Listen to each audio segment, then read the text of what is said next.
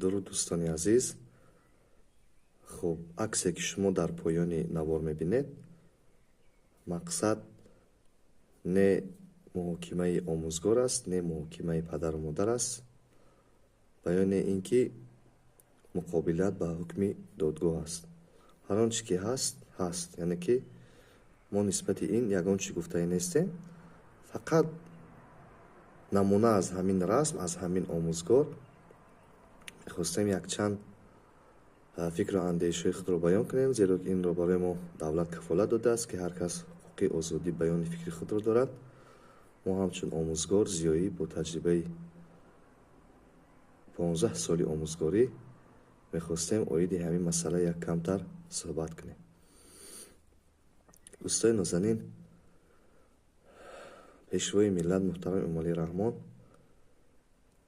در هر یک برآمدهای خود اوید مقام آموزگار، علم، معرفت بسیار سخنهای خوب میگویند و مخصوصا قانون درباره مقام آموزگار باز هم نشان دهنده آن است که پیشوای ملت شخص عاقل، خردمند، پشتیبان علم و خواستار آن هستند که شرایط آموزگار روز در روز بهتر شود. از این ما آموزگاران به نهایت خرسند هستیم، از جمله بنده. ولی متاسفانه از طرف بعضی والدین، از طرف بعضی پدر و مادر محترم، خب بعضا بهترین آموزگارای ما ترک همین کسبه میکنند.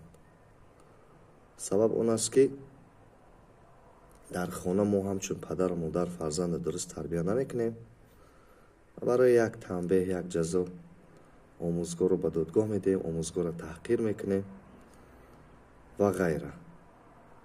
و متاسفانه اکثر امروز ما مشاهده میکنیم فرزندها امروز در عائله بسیارتر ارکه هستند و پیشوای ملت هم در یک سخنرانیشان گفتن که وقتی فرزند ارکه شد درد سری پدر و مادر میشه. در حقیقت درسته، چون که فرزند برای همه عزیز است، ولی اگر فرزند از تربیت اخلاقی، از انسانی اگر دور باشد، واقعا آینده او به پدر و مادر همچون یک مشکلات، همچون یک گرانی میتواند که صدمه رساند. یک روز در خانه نشسته بودم، همسرم وقتی که کودکان رو از باغچه آورد، خب یک سخن گفت که همین آفرین گفت همین مربیا. گفتم برای چی؟ با خاطر گفت که یک دهشت است که آواز کودکان گفت اونو چه طاقت میکنن، کار میکنن. اما گفتم دیدی آخی کاری آموزگاری، کاری مربیگی چه خیلی است. پیش از این حادثه شکایت ها بودن که در سعدی کودکان را تنبیه میدادن، جزا میدادن.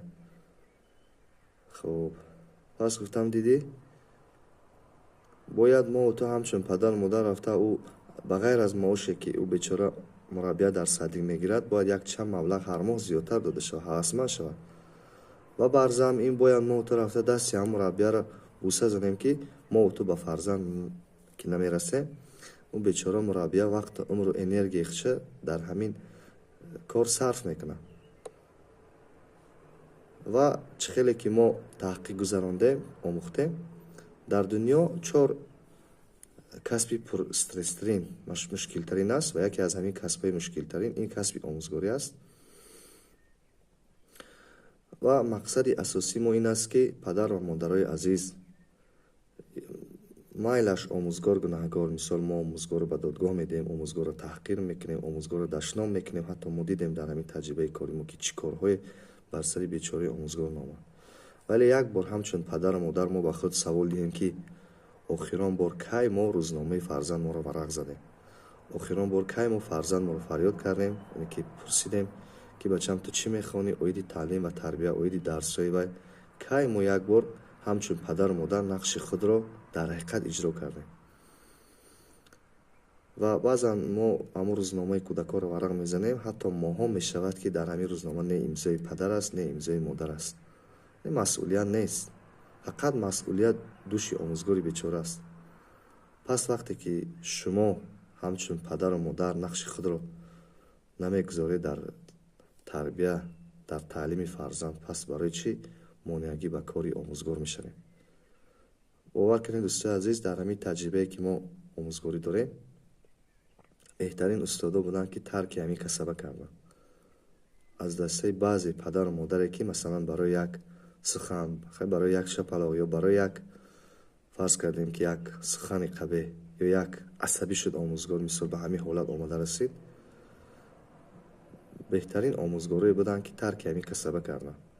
сабаб ан ҳамин падару модаре ки фарзанди худро гуфти ҳамун кино ки ҳамчун гулкарам тарбия карданд.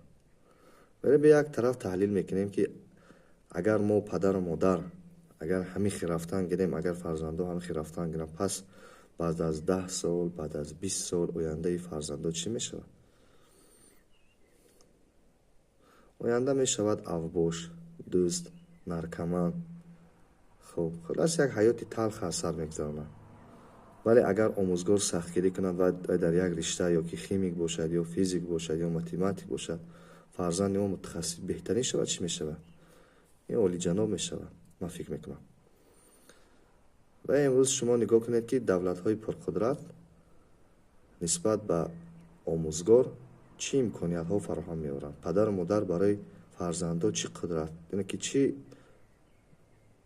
имкониятҳои фароҳам меоранд.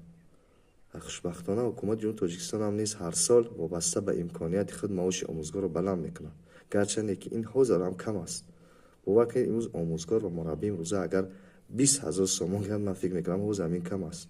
ба чӣ хотир? ба он хотир ки омӯзгори бечора саломатиша даст метиҳад, аз ҷиҳати рӯҳӣ равонӣ, стресс, асабоният, ҳатто касал мешавад, яъне ки худро фидо мекунад. пас падару модари азиз, бояд мо нисбат ба вақте ки омӯзгор таълиму тарбия мекунад, бояд мо дар канори омӯзгор бошем, на ин ки ба муқобили омӯзгор. имрӯз масалан ҷумҳурии халқи Хитой ё ҷумҳурии исломии Эрон барои мо шумо ҳамин хел роҳ намесозад ё ҳамин хел масалан нақбу туннелҳо намесозад. дар ивази ин ҳазорҳо сарватҳои табиат, беҳтарин сарватҳои табиати моро гирифта мебарад. мо чӣ кор мекунем? Мо тамошобин, чунки мо фарзанди мо аз мактаб, яъне ки монеа шудем, илми хуб нагирифт, дониши хуб нагирифт, фарзанди мо бекора, муҳоҷир, дар азоб, ва маҷбур аст ки давлат аз дигар давлатҳои дигар кӯмак мутахассис биёрад барои мо шумо. ҳамин хел не, дар ивази ҳазорҳо беҳтарин сарватҳои табиат барои мо як чӣ месозанд, беҳтарин сарватҳои табиӣ моро мебаранд. ё ки имрӯз мо мисол дар вилояти Суғд беҳтарин конҳои урана дорем. мо метавонем аз вай беҳтарин яроқҳо созем барои ҳифзу марз буми ватан, вале мутаассифона мо дар ин сам мутахассиси беҳтарин надорем. Россия меояд ҳамин сарвати табииро ва мебарад, барои худаш масалан яроқ месозад, дигар. мо тамошобин ҳастем. ба чӣ хотир? ба ӯ хотир ки имрӯз фарзанди мо бесавод аст, мутахассис нест ва мо як замоне монеа шудем ҳамчун падару модар дар таълим тарбияи фарзанд. омӯзгорро таҳқир кардем, омӯзгорро ба додгоҳ кашидем. нисбати омӯзгор ким чӣ корое накардем. дӯстои азиз, ободии ҳар як давлат, ҳар як ҷомеа ба омӯзгорро вобастагӣ дорад. ва ман ҳамчун як омӯзгор як пешниҳод дорам ки фарз кардем ки вақте ки падару модар нисбати омӯзгор шикоят мекунад ё мушкилот эҷод мекунад,